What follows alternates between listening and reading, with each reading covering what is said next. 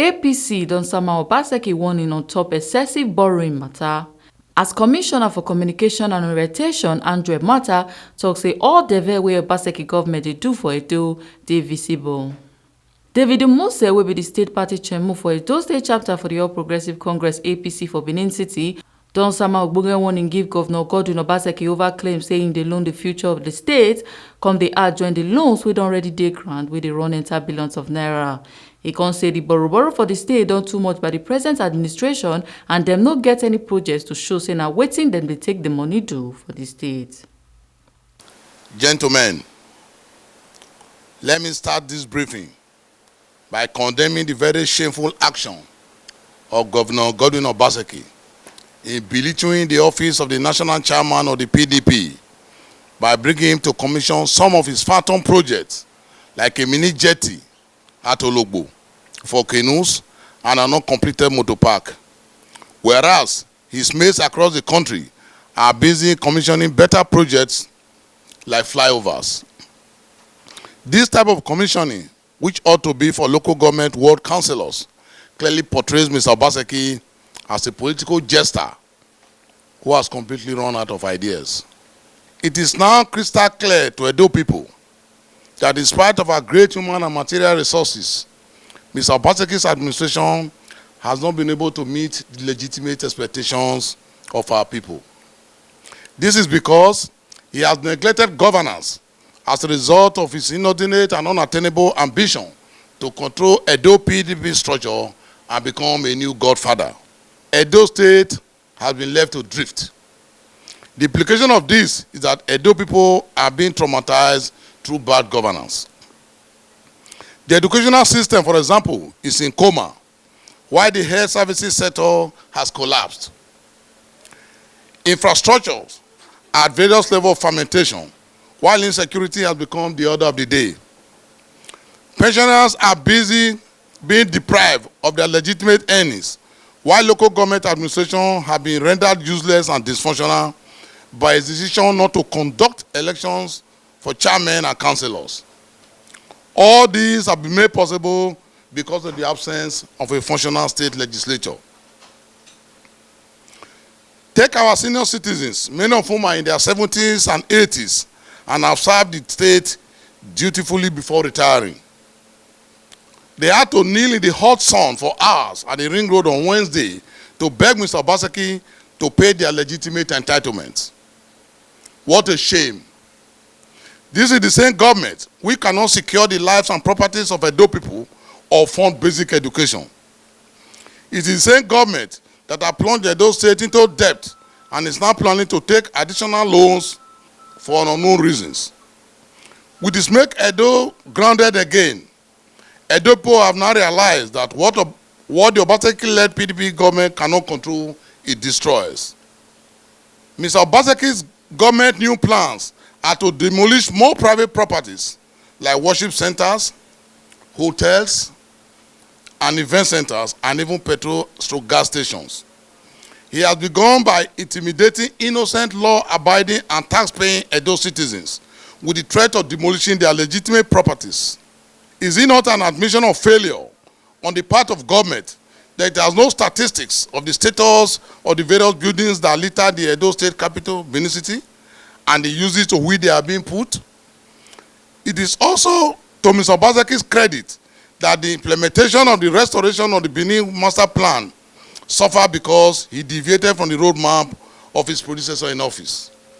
The Edo APC is aware that the State Ministry of Physical Planning, Urban and Regional Development lacks an enabling legislation, adequate qualified professionals, and necessary working instruments like master plans, zoning ordinances, planning through building regulations and bylaws, vehicles, funding and machineries to enhance its performance.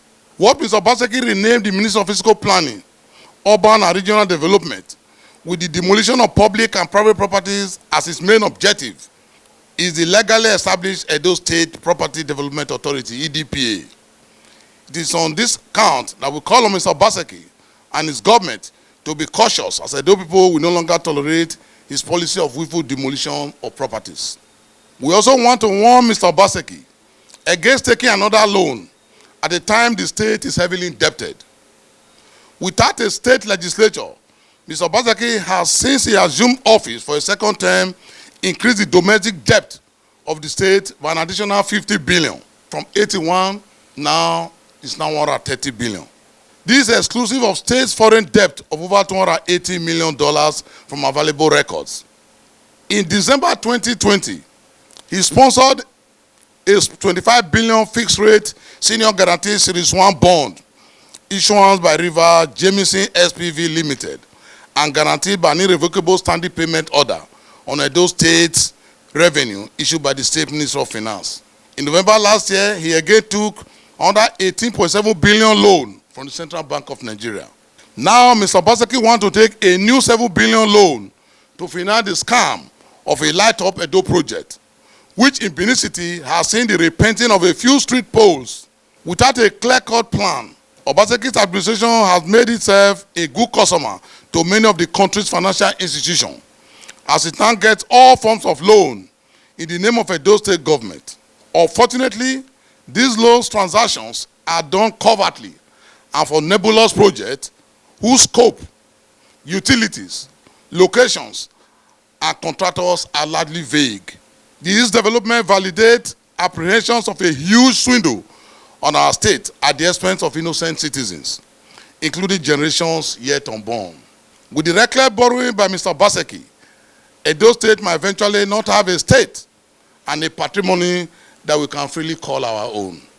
Without a doubt, Mr. Obaseki, whose day of reckoning is fast approaching, knows that he has had a field day growing the state's indebtedness because Edo has no legislature.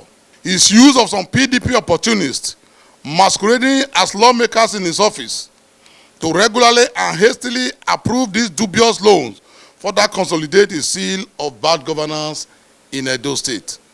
Apart from the statutory payment of salaries to the depleted force of government workers, nothing concrete has been done by the PDP government led by Mr. Obaseki. On the alarming security situation in our state, the APC as a party again calls on Governor Obaseki to be more proactive and make judicious use of the 800 million naira he collects monthly as security vote. So far, he has failed woefully to secure the lives and property of Edo people, and this is evident in the recent episode of the armed robbery, killings, and looting in Uromi, Eastern Northeast Local Government Council area of the Edo State. It is time for Mr. Obaseki to move beyond closed-door meetings and promises to strengthen collaboration, boost strategies, and deploy technologies to make Edo uninhabitable for armed robbers and other criminal elements by providing adequate financial backup for the security agencies. All over Edo State, people can still see many of the people-oriented projects initiated and commissioned by his predecessor in office. Edo people are tired and sick of Mr. Obaseki and his MOU government of deceit and propaganda. His government has lost steam and is gasping for breath with nothing to show for his wasted mandate. Luckily for Edo people, the PDP government is in disarray with a self-inflicted injury. We are told the whole world that Mr. Obaseki and his co-travelers are pollutants and irritants, and that wherever they go, they represent failure, destruction, and ingratitude. It is now time to move the state forward with the APC. The APC is now very well organized and fully settled with all structures in place from the state, local government, wards, and units. We are fully prepared and ready as a party to take back the governance of Edo State and give our people a new lease of life. Thank you, gentlemen. Edo must move forward. Andrew Emwanta Konyan say all waiting Edo APC talk na lie. So instead of them to sit down the lie, make them join body spread reforms and initiatives of the present admin to carry the state ahead. It's not true. You find that these are just a bunch of palace jesters. There's nothing like 7 billion funds to source an already completed project. As you can see, the Light Up Benin City project has gone very far. The entire city So the Osioma power plant is the one powering it. You find that we have a federal government. Just recently, the national grid collapsed. We have an energy crisis. You cannot buy diesel. You cannot even buy aviation fuel. So it's quite unfortunate to hear, a Muse, a retired soldier, who became chairman of their party through the back door. Even they cannot even do a convention. So you don't take people like that seriously. We have a newly, commissioned State School of Nursing. They didn't mention that. These are just a bunch of palace jesters, as I said, and it's quite unfortunate that we have people like this as the opposition. So they should learn opposition politics. They are just learners. But as I have earlier mentioned, the governor is poised to delivering his promise of making Edo great again. And that you can see across all sectors in the state. Ebo Sereme Ubinome, TMC TV News.